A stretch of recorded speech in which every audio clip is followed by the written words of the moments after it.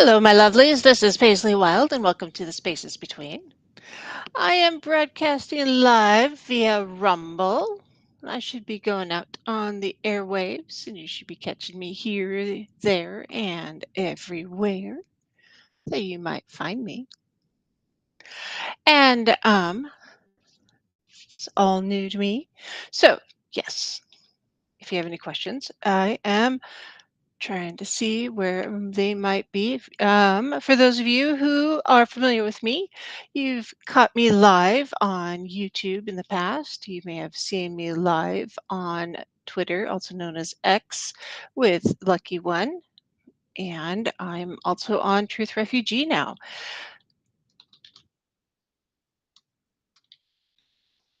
And so, welcome all, one and all.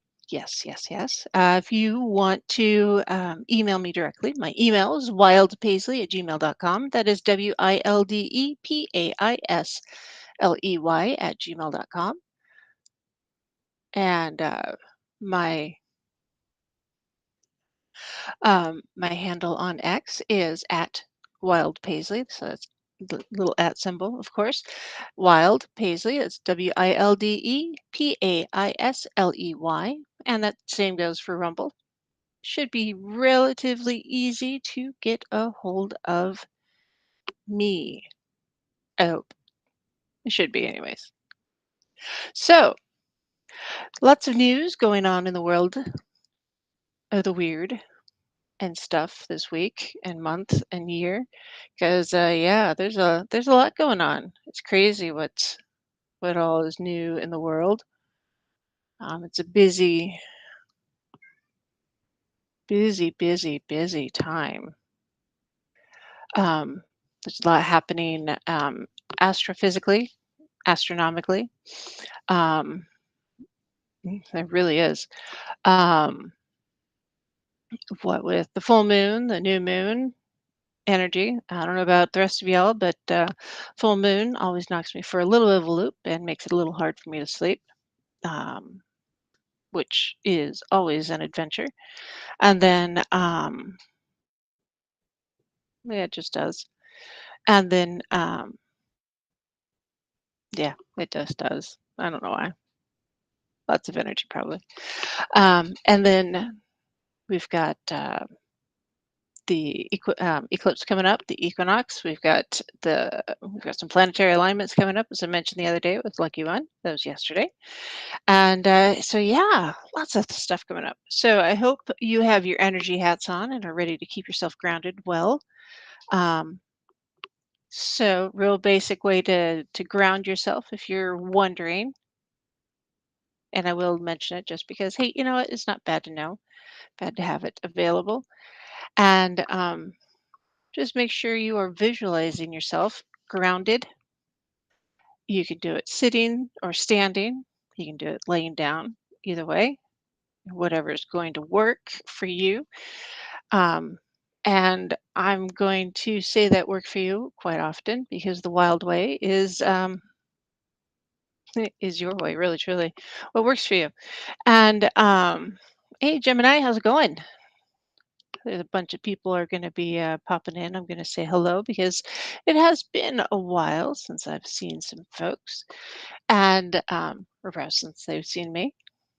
And so when you're grounding, take a few deep breaths, okay, before you start, because you want to start cleansing your mind of stuff.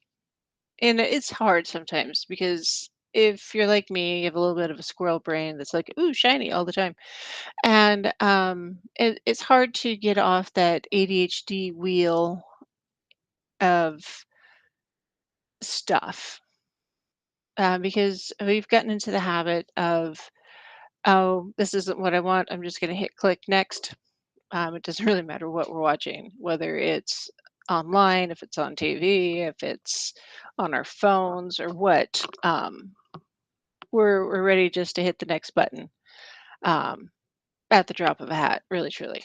And because of that, it's hard to have patience, really, truly, um, with anyone. let alone ourselves, right? We live with ourselves all the time. It's hard to be patient with us. So take a few deep breaths. In for 3, out for 5. Count 1, 2, 3, and then out 1, 2, 3, 4, 5. And that breathing with intention is very good. Um, do it on a regular basis. If you're feeling a little stressed about something, breathe with intention. It'll slow down your heart rate. It'll slow down your stress response, your anxiety response. We do that a lot. We have a lot of anxiety response to stuff in general. And when we have that anxiety response to stuff, and I'm going to use the word stuff loosely here, um, we have a hard time listening to hear before we respond. We get so tied up in listening to respond that we don't really hear the whole message or the whole question. We only hear the part that we feel that we have to respond to right away. And so we're like, now I got to respond to that now. And I'm going to respond to it right now. And that's it. I'm going to do it now. And so we don't get the whole question. So we forget to respond to the whole question. So if we do that listening or breathing with intention, we remember to listen to respond. So we are listening with intention also. Very important. So take a couple deep breaths, 2 or 3. 3 is a good number. And then start your visualization process where as you breathe in, you're extending your energy down into the earth because man, the earth, she has some big old shoulders. She can handle it. She really can. She can handle that energy you're breathing in and pushing down into the earth. And then as you're breathing in down into the earth, and then as you're breathing out, you're pushing the energy out into the atmosphere, out into the aether, out into the world, out into the universe. And then down into yourself and into the earth for 3, then out into the aether for 5. And you do that, there's probably 5 counts in and 5 counts out, and you will feel like a whole new person. You really, truly will. And you, when I say a whole new person, you will feel so much better about responding to just stuff. And you'll be able to hear again, hear to listen. You'll be able to listen again. And not just to um, the people around you, but to the world around you. And again, not just to the people around you, but man, your inner self, your whole self, the all of you. Think you're lucky. And sometimes we really need to stop and pause and listen to our whole self. What is our whole self telling us? You know, um, because if you don't check in with your whole self once in a while, what are we missing? Because I know that there are times when if I don't stop and listen to my whole self once in a while, I know I'm missing something. Like, why?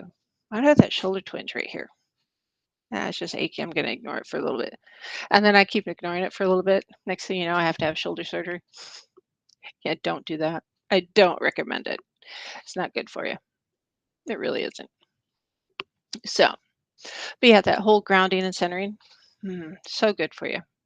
Do it at least once a day. If you can do it morning and night, or before going to work or before coming home, it's a really good way to make sure that you are leaving work at work and home at home. And if you can do that on a regular, you'll find that your work life and your home life being kept separate like that make both a lot happier.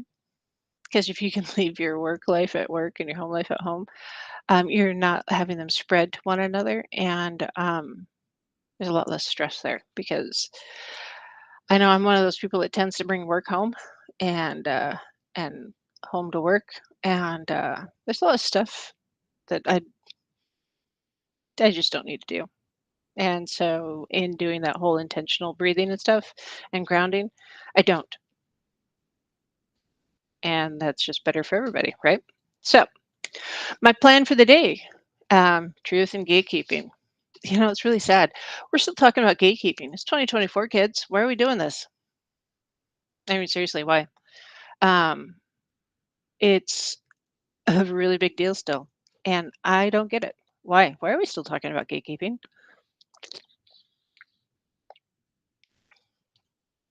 I mean, really, truly, why? You see it everywhere. We see it going to the grocery store. We see it to going to the coffee shops. We see it going online to any of our social media platforms. We see it in our political discourse. We see it, man, all over the place. And it's really unfortunate because that gatekeeping really limits us. It limits our understanding of the world around us and it limits our acceptance of the world around us. Um, and gatekeeping just online because hey, we all use it, right? And there's not enough room on the desk here for a real dictionary, um, which is funny. So, gatekeeping, according to Oxford Languages Online, is the activity of controlling and usually limiting general access to something. And it's like, oh, all right. And there's a computing definition here also. It says a function or system that controls access or operations to files, computers, networks, or the like. It's interesting here because there's a definition of gatekeeper from Wikipedia with a little symbol here. It says gatekeeper is a person who controls access to something, for example, via a city gate or bouncer, or more abstractly, controls who is granted access to a category or status. Gatekeepers assess who is in or out, in the classic words of management scholar Kurt Lewin. Don't know who he is, but I think it's interesting. Um, so, used to be when I thought of a gatekeeper, I thought of like a secretary in an office. Because that's who I was for a long time as an office manager, as the gatekeeper. Um, and this prestigious or office or someone who's very very busy, the gatekeeper, the office manager, the office manager often prevents people coming in with small menial things without appointments getting into staff who are really busy doing other things that need appointments to meet with them because they're if they're interrupted by a lot of day-to-day things, they don't get all their chores done, their tasks done, or their projects completed on time, right?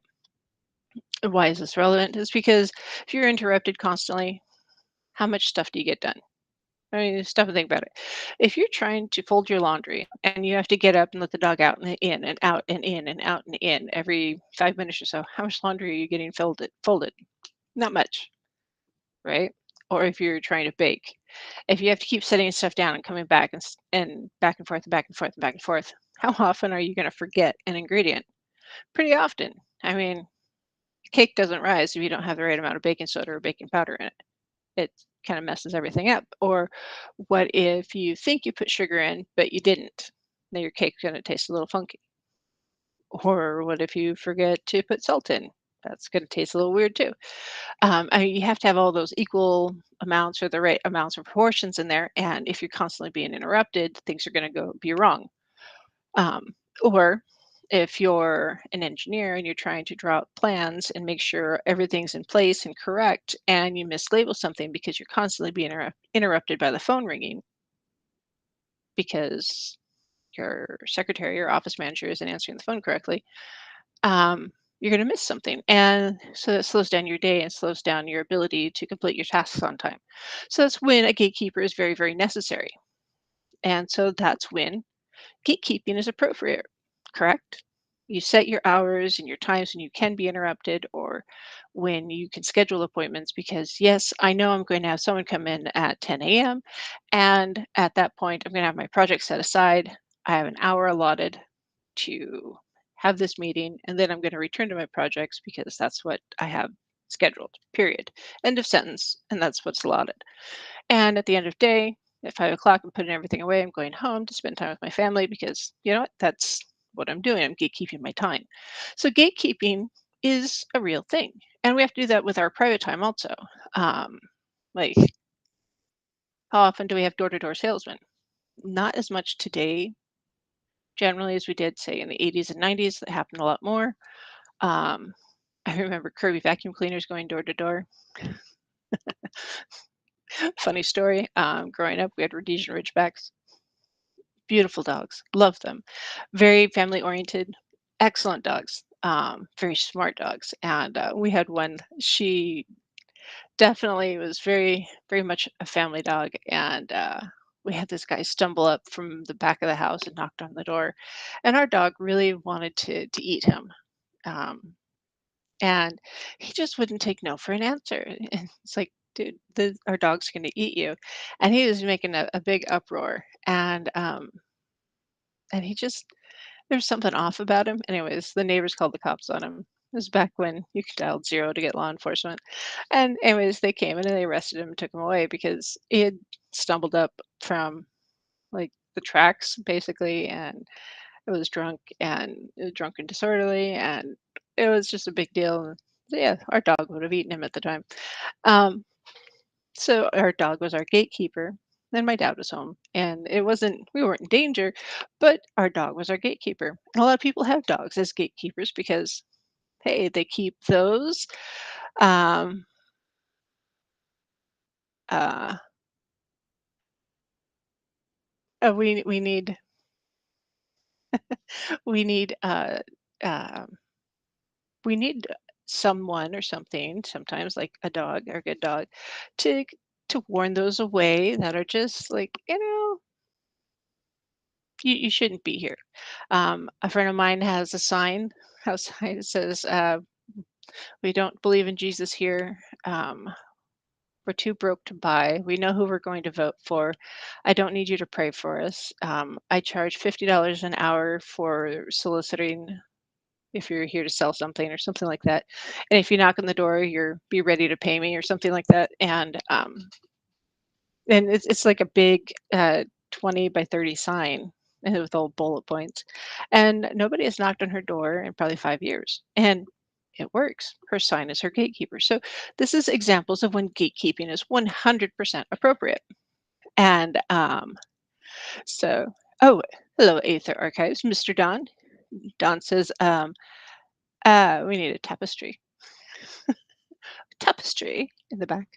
Um, I have a tapestry. It's green.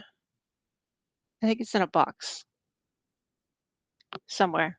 It's in a safe place. I don't know what box. A whole room full of boxes. Anyways, so anyways, these are all just really good examples of when gatekeeping is very important. Um, when you go fly on an airplane, often you have to go through security. That is a gatekeeper.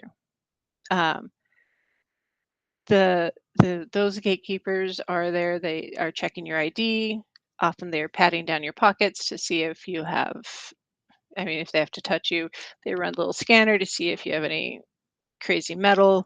It's just an opportunity check to see if you are carrying anything nefarious, in theory, onto the airplane where you might harm yourself or others while flying or on the bus. I've seen those too. Um, excuse me. So, yeah, that's again an example of gatekeeping. A lot of governmental buildings have the same kind of situation. You have to go through some sort of device to check for um, metal stuff. I think our county courthouse has a metal detector you have to walk through. There's security guards there. Makes sense. They have to protect the judges and those who are in the courthouse. I get it. I understand the reason for it. Same with a bouncer at a club or a bar. I've been a bouncer. I understand that. I've worked at a bar as a bouncer, a cocktail waitress, and a bartender. Totally understand the need for a bouncer or someone at the door. I get it. Totally understand. Gatekeeping in a bar, 100% appropriate. Drunk people are idiots. Yep, need them. So, yes, gatekeeping, 100% necessary. Now, when it comes to gatekeeping in other aspects of life, I start having some issues. An example of gatekeeping in our day to day world that we often see or hear about is HOAs, homeowners associations. Yes, they are gatekeepers. Now, in some respects, I totally get HOAs, homeowners associations. They set a certain set of standards for the community, right? We want to make sure that there's not too many weeds, that you're taking a certain level of care of your home, that you're not totally destroying the neighborhood, that kind of thing. Okay, sure, up to a point. However, if you want to have a food garden in your front yard rather than a decorative garden in your front yard, that should be allowable. If you want your front yard to be more of a uh, garden where it is natural for your area, as in if you live in the desert, you want to be natural grasses or native grasses and native plants rather than trying to grow a green yard. Totally get it. Green grass is not native in all areas. That should be appropriate as well. Um, Hello, Jake. There are times when it is appropriate to have an HOA. Other times it's not. Sometimes it just seems to be an excuse for a whole group of Karens to walk around with a bunch of clipboards and uh, tape measure and just be obnoxious. Um, Give little people power and they take it a long way, unfortunately. But it does happen. So, in that respect, gatekeeping can go too far and be taken advantage of. And that's just out in the real world, right? So, seeing as how I am a pagan and a witch, why am I talking about gatekeeping? Well, it happens in the spiritual world quite often. And unfortunately, it happens in painful ways and in ways that often stifle those who are new to the pagan path. And and it often is very dismissive to those who are new. And it's frustrating because for those who are brand new or are just trying to come out of the broom closet, uh, a pharmacy, and who are brand new to coming out of the pagan pantry and are just trying to express themselves, um, and they get shut down because of somebody's gatekeeping. Man, that just angers me a lot because that's not the way it should be. If you are not part of a um, specific tradition, the gatekeeping shouldn't be there. So if you are part of, say, Wicca, I understand a little bit of gatekeeping because there is a step-by-step process in the Wiccan path, Wiccan tradition, and there are specific guidelines to follow, um, and it makes sense. Just as if you're going to college, you have to take certain classes before you get your degree, right? Um, it is a path, right? It is a progress before you get your degree, before you can graduate from college. Wicca is very much the same way. Um, and so if you're not part of Wicca, though, why are you abiding by the Wicca rules and restrictions? Because not all witches are Wiccan. Not all Wiccans are witches, because there are some Christian Wiccans, which is something I once upon a time I don't know that I would have said. Um, and there are Christian Wicca witches. I see ya. Bye, Carlton. Thanks for stopping by. Um, because as we have changed our dynamic as a spiritual society and our understanding of the spiritual world, um, those who are participating in witchcraft has changed. and those who are participating and defining paganism has changed.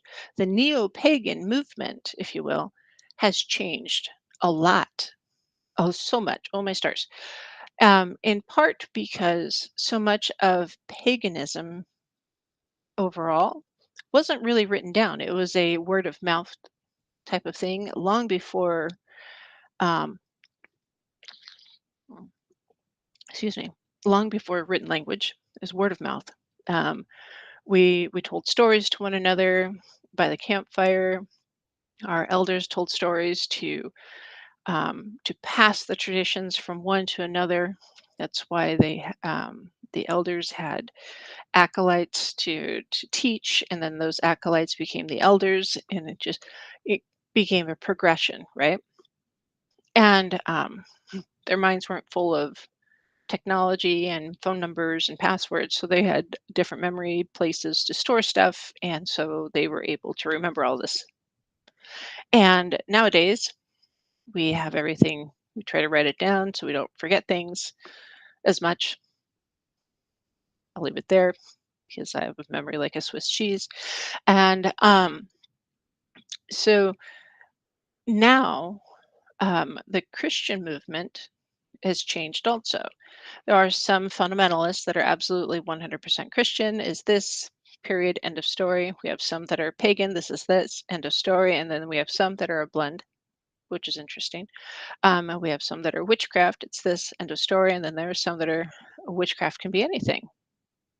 And the homogenization, though, has changed everything also. Um, and it's that homogenization has created some interesting interpretations of both witchcraft and paganism, um, because there's a lot of odd attempts to Christianize paganism and Christianize um, witchcraft, which to me is odd. And I say it like that because to me, in my interpretation and the wild way, and I call it the wild way because it really is, um, and it's my way, dang it. The relationship with the divine or your spiritual path is very personal. So the relationship you have with your gods is going to be unique to you, right? And often you're going to hang out with those who have a similar relationship with the divine that you do. And that's how congregations begin often. And that's why there are so many different denominations within the Christian world. Um, and that's, I think, often why there are so many different types of pantheons, and why people move from one pantheon to the other.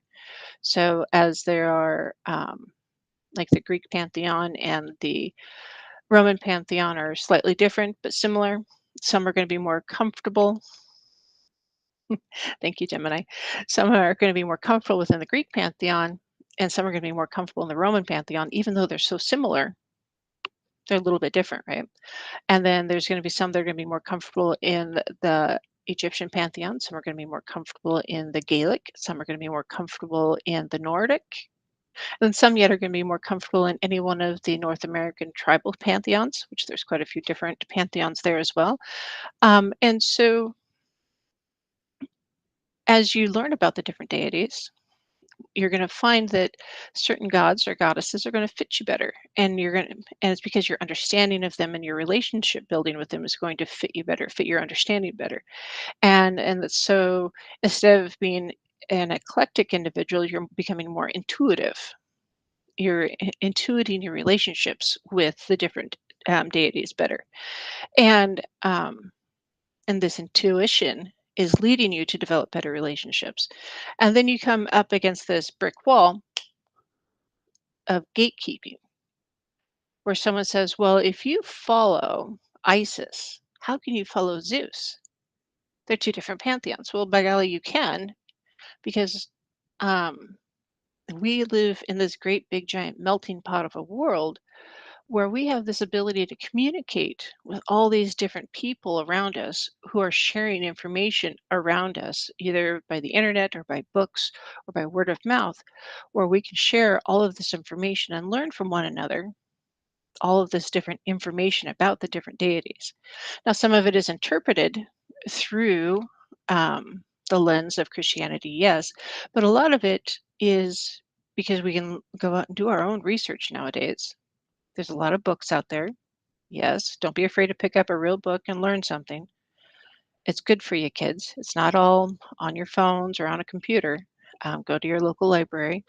If they don't have the book you need, ask for it. Often, if you go online and you say, hey, there's a book I need to learn about something, write down the ISBN number and you go to your local library and say, hey, listen, I was trying to find this book.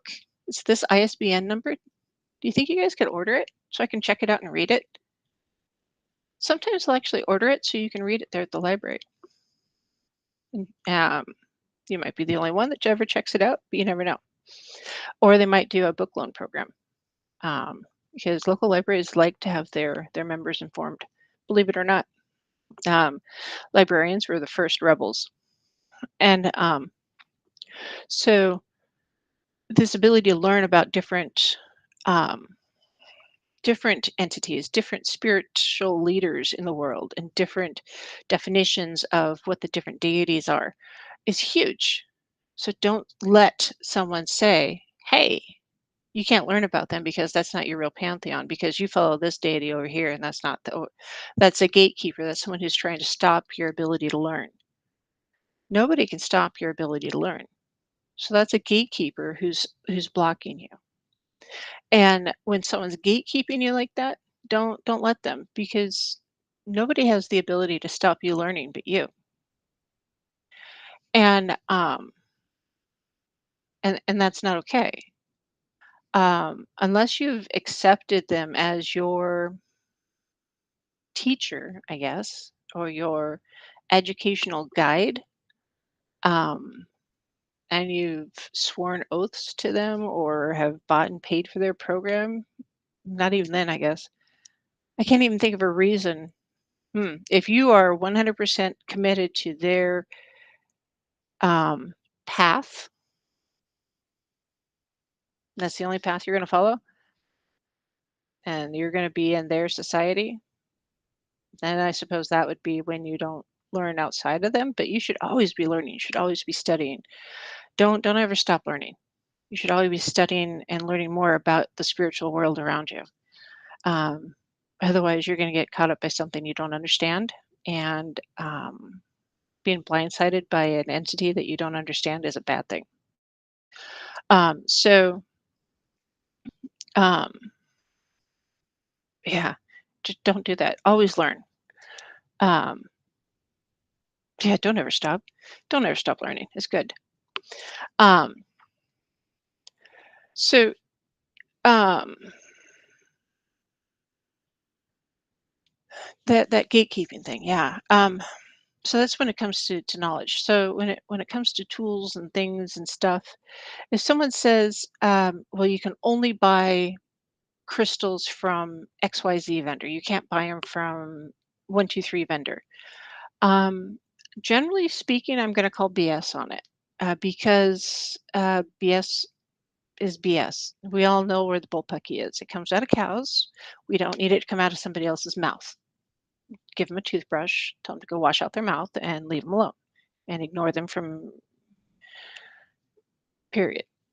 Because when they're doing that, either they're concerned about where they're getting their stuff, maybe they have some fears or some guilt, or I don't know, they're just trying to force you to do something, I guess.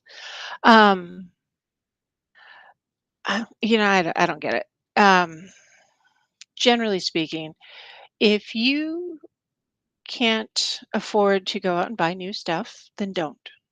If you can only go get rocks because and crystals and stones and stuff because you go for walks and hikes and you pick them up as you walk and hike around, okay, cool. If you can only craft tools and stuff because you go out and walk and hike and stuff, cool. Um, you know what? That's what our ancestors did. once upon a time, um, that's what people did all the time. They didn't go out and buy things. There wasn't a Hobby Lobby down the street. There wasn't a Walmart. Um, there wasn't any of those other things, and there wasn't any other way to get tools. If you wanted a knife, you had to go to the blacksmith and either commission it or buy one that was already made at the local vendors or the market stalls. That's it. That was the only way to get a knife. Or you made it yourself. Um, and knives were valued and treasured things. So an athame, for instance, if you were using it to cut spiritual connections, that's what you use.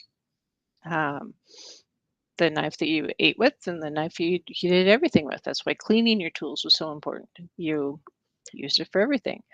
Often your wand was your finger, or it was a stick you picked up off the ground. The crystals and rocks were the ones that you found.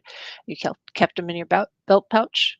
Um, your statuary and stuff was either kept on your altar or it was kept um, in a nook near in your room or on your dresser or on a table in your safe space in your room or whatever.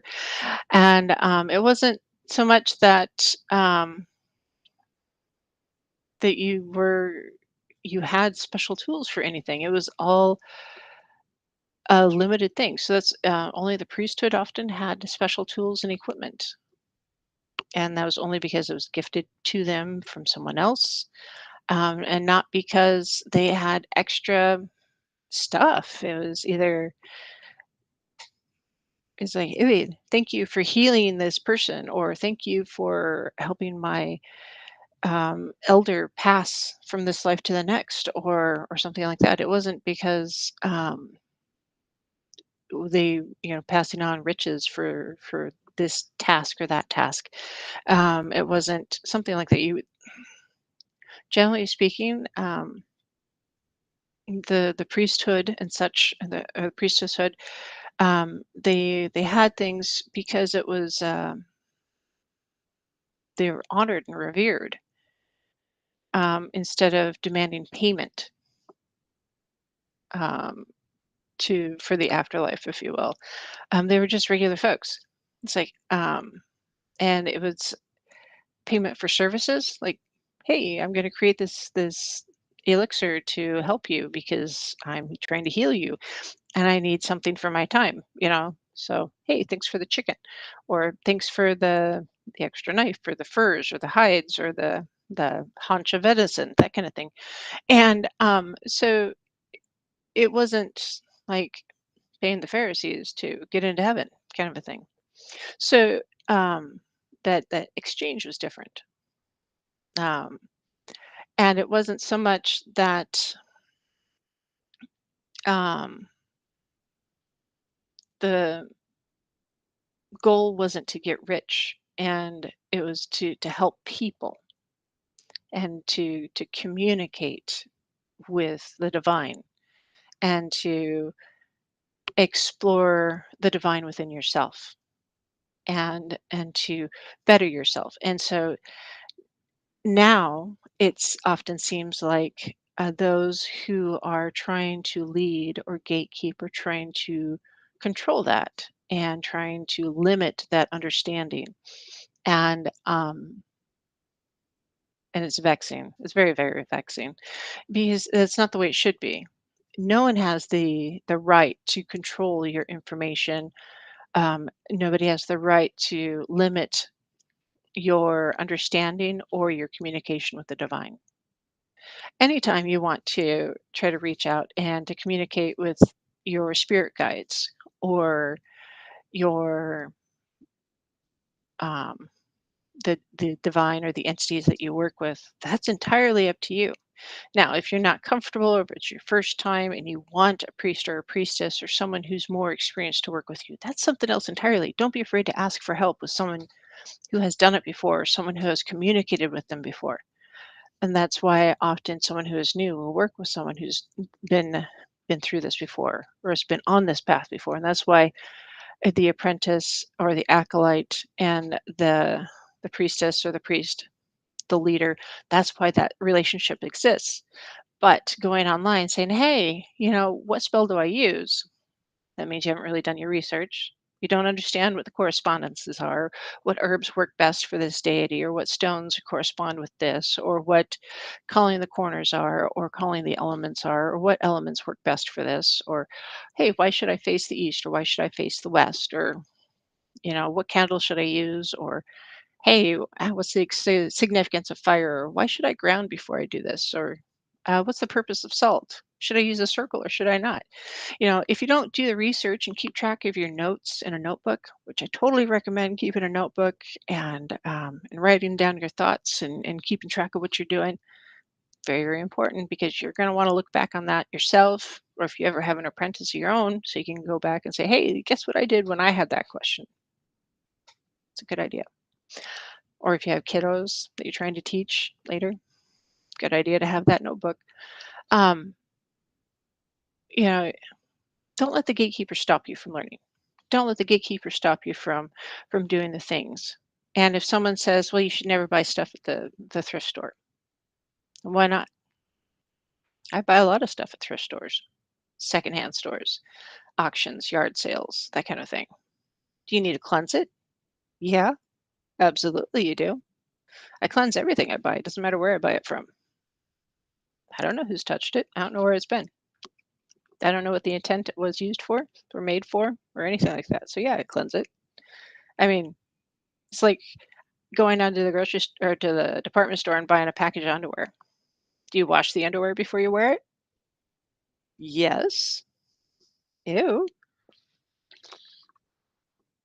The same principle applies. Seriously. If you buy plates and glasses at the store, do you wash them before you use them? Yes. Otherwise, ew, you don't know what's been in there before. Same kind of thing. Wash before you use. Same thing applies to your tools, regardless of where you get them. Now, if you're choosing to vote with your dollar or your money regarding where stuff is purchased from or where you're sourcing your materials, that's an entirely different subject. Because, yeah, absolutely vote with your money. If you choose not to purchase something from a certain store because you don't believe in their political beliefs, totally get it. Totally understand. And that's an entirely different subject. So if you choose not to purchase from someone because their political viewpoints are 190 degrees off from yours, then do that 100%. Now, thrift stores, often if you're buying something from a thrift store, you're supporting the thrift store, not the person who donated it to the thrift store. So, yeah, do I buy stuff from thrift stores? Yes, because I have a couple here locally that I will happily support any day of the week, month of the year, because I believe in the mission that the thrift store has. Yeah, totally support that. Absolutely. Will I buy stuff at a yard sale? Yeah. Why? I love yard sales are awesome. Do I like auctions? Love auctions. Will I buy random stuff at an auction? Yeah. Does it drive everybody around me insane? Abso-flippin'-lutely. Because I will buy almost anything at an auction if I think I can find a use for it. Sometimes. There are other times I'll just say no. And I've done that too. Because if I look at it, it's like, nope, that headache is not worth that price tag. No, I won't do that. I do have lines. I do have standards regardless of what others might think. Um, yes, I really, truly. And will I do swaps with people? If someone has something that I kind of want and I have something that they kind of want and it makes sense to do that trade, yeah, I'll do that too. Does it always make sense? No. But will I do it sometimes? Yeah, you betcha. Because sometimes that trade, whatever that other person has more value to me than what I have has to me. Even though it seems unequal to someone else, it has that equal value to me. So if you're doing that trade, remember whatever that trade is must have value, have that equal value to you. So that's where bartering needs to make sense to you and the other person. Doesn't really matter what somebody else says. It depends on what you say, not the outside person. So be aware when you're bartering. And same with services. Is that service going to be a fair and equitable trade? So and put parameters on it. So if you're bartering um, like an hour's worth of cleansing a house versus a beaded necklace, which has the more value? Yeah, make sure you're getting a good trade value there. So, but yeah, back to the gates and the gatekeeping. Make sure it really is gatekeeping before you lose your mind. Not all gatekeepers are Karens, and not all Karens are gatekeepers. Some are just being Karens. So, what are you going to do if someone is gatekeeping? Well, are they really gatekeeping because they have their own agenda? Or are they just doing it because they think they're doing it? They're doing the right thing. You can always ask them. It's like, hey, why are you doing this? Why are you telling me I can't do this? What's the reason? Um, sometimes well, I was told you can't do it. Well, what do you mean you can't do it? Why can't you? It's like someone says you can't drink moon water. Well, why can't you drink moon water? Well, it depends on what you have in your moon water. Not all moon water is pure water. Some people put other things in their moon water than just water. Me personally, I like my moon water to be just water, and then I use that water in other things. Some people have the entirety of their spell components in the water, and then they charge that under the light of the moon. So it depends on what their concept is and their understanding is of moon water. Different traditions have different interpretations. So you need to make sure that you guys are all speaking the same words, same language. So I don't know who said it or what language it was or what show it was, but we're both speaking the same language, or it's both speaking English, but it's not the same language. So make sure you guys are both saying the same things. Um, so is the gatekeeper doing it because of politics, because of traditions? Are they thinking that you're following the same tradition as they are, even though you're not? Because there's a lot of people out there saying, oh, well, what about the threefold rule? Threefold rule. You hear that one a lot. And that's one of those, if whatever you do or put out into the world is going to come back to you threefold. Well, that is more of a Wiccan thing.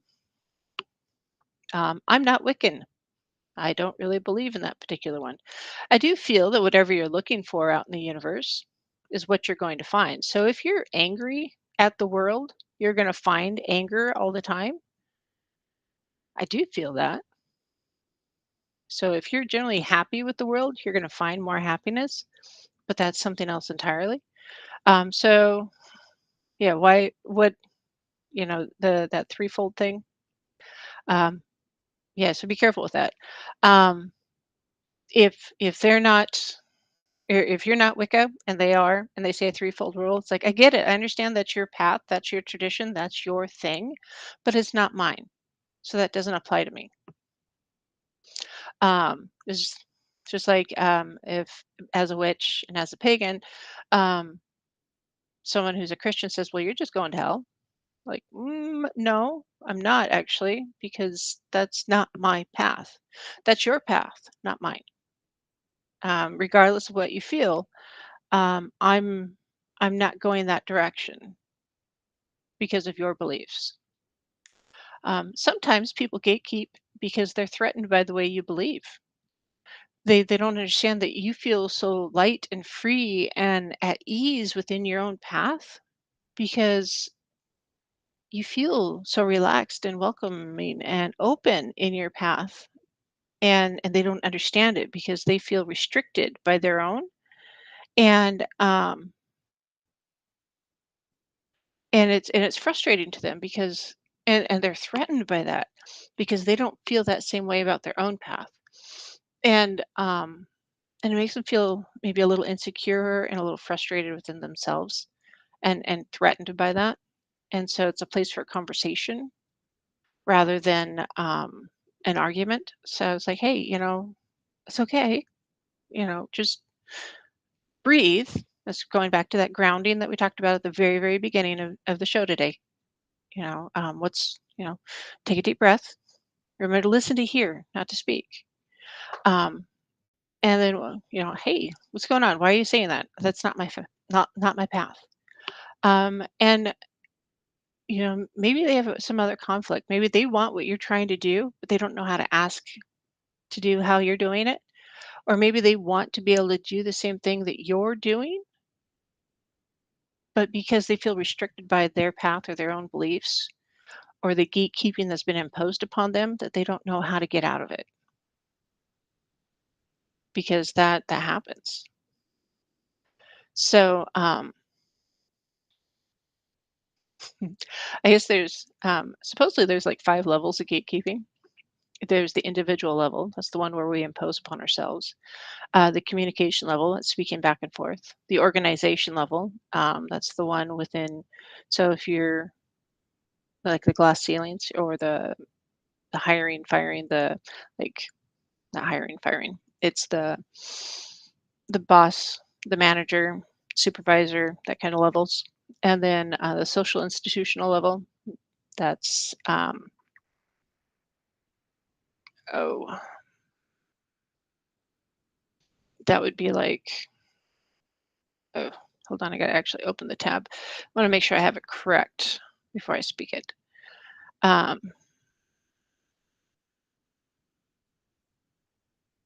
social in social institutional. I'll put a link to this particular article in the show notes here. Social institutional. Um, interest groups, political forces. So it'd be like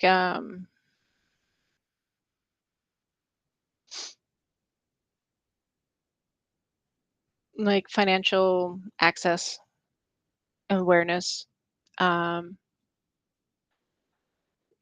so if you have different financial levels, the poor person versus or yeah, first class, second class, or first class, middle class, lower class, that kind of thing. And then the social system um, would be culture, political. Um,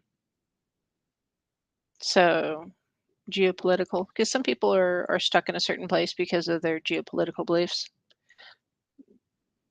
Think of the prepper mentality, if you will. Um, will only do certain things because they're prepper mentality. I've seen it. They won't fly, for instance, or they won't. I had an uncle who refused to do anything but go by boat overseas because he was sure that planes were going to be shot down out of the sky, regardless. Period. That was kind of an. I'm not. Yeah, that's more of a phobia, maybe, but yeah, it was a thing. So yeah, there's a couple of different things there. So a couple things for him specifically. So yeah, there's a couple of different levels of gatekeeping that can keep you from moving forward, and um, and knowing about them and understanding them can help you get beyond them. So when it comes to your tools, for instance, use what you have available first, or make what you need first. I mean, our ancestor used what they had. Um, moon water in a glass jar, a jelly jar, water glass, um, butter knife for an athame, a wooden spoon for a wand if you need it. I mean, it doesn't have to be fancy. If you want it to be, make it so. If you don't have room for an altar, or if you're in the broom closet and you don't really have a place for an altar because you are in the broom closet, or you're concerned about being ostracized or penalized by your immediate family because of it, of your beliefs, then don't have one. Don't come out of the pagan pantry. Don't come out of the broom closet. Instead, find a different way to focus your practice, because an altar ultimately is just a table where you store your tools. Um, so if you do a lot of kitchen witchery, for instance, your kitchen is your altar. It's where you store your kitchen tools, where you do your baking, your cooking, your all of that. So you go into your kitchen, that's your happy place. So anytime you touch your wooden spoon, which is your wand, and you're stirring your stuff, you're putting your intention into your food, you are creating magic. Um, Anytime you're sprinkling salt into your food, you're creating magic. Um, Set your intention with your mind. Speak the words under your breath or out loud if no one's around as you're cooking. Write sigils in your coffee cup. Draw them in your sauces as you're cooking. Write them in the flour, um, specifically there. If you're doing woodworking, you draw them in the sawdust. Um, if you're doing a craft work, use it in glue. Glue's awesome. You can write all sorts of stuff in glue and then stick two things together. It's fantastic. Um, Sewing, same thing. Painting. The wall behind me, you can't tell it, but it's actually a lovely shade of burgundy, even though if I look on the screen, it looks more of a weird brownish color. Um, that's odd. And when it gets repainted, maybe, you paint all sorts of sigils and then protective and healing and health and prosperity, then cover it up with a beautiful coat of paint to hide all of the whatever's underneath of it. Seriously. Um, when you're sweeping the floor, sweep in a certain pattern to sweep the floor so it looks nice, and or to cleansing sigils and then sweep it all up. Mowing the yard, same kind of thing. Mow with intent. Weeding the garden, weed with intent. Draw sigils in the garden. Um, Raking the yard, rake with intent. All of your chores, anything you're doing, do with intent. Set your intention. Do the grounding exercises I spoke of first off, and then set your intent and do it. Work with intent. So do your activities of daily living, your ADLs, for those of you who know what that is, your activities of daily living. Do them with intent, with intention, so that when you are done, you know that you are, you know, focusing your energies on what you're trying to accomplish. And when you're focusing your intention and your energies on what you're trying to accomplish, no matter what it is, it'll help you. Draw healing sigils on your face as you're washing your face. Draw them in the bubbles as you're scrubbing your body in the shower. Draw healing sigils or health sigils on your kids' bodies as you're giving them bubble baths. Um, don't be weird about it, because what it is you're doing. If you're showering with a partner, do the same thing. Save water. Shower together. Um, Rubbing. You've got dogs, cats, whatever. You got pets. You rub the bellies, scratch the ears, draw sigils with your fingers. Your finger can be a wand. You're just pointing at something with a wand. The main purpose of a wand, kids, is to focus your energy and your intent on a single point. Same with anathema, really. Could be a pen. You're focusing your intent on a single point, just like you're writing. Take a deep cleansing breath, focus your intent, and do. Um, so, yeah, a lot of what we do, what we focus on, and the things we're trying to accomplish has a lot to do with focusing our intent before we do it. And which is why we need to breathe with intention. We need to listen with intention. We need to speak with intention. We need to be with intention. So if you're spending time with your family, I'm as guilty of this as the next one. Set your phone down. Spend time with your family with intention. Close your computer. Play a board game. less TV. Um, do a trial and error run. Pretend there's no power or electricity for a weekend. Um, well, with the exception of maybe like toilets and showers and the refrigerator. But pretend there's no TV to entertain or internet to entertain anybody for the weekend. Turn the TVs off and the internet off for the weekend. So all you guys can do for entertainment is like go for walks and play board games. Pretend it's the 1980s. See how it feels. And it's actually not too bad. It's fun. Do it. Listen to the radio.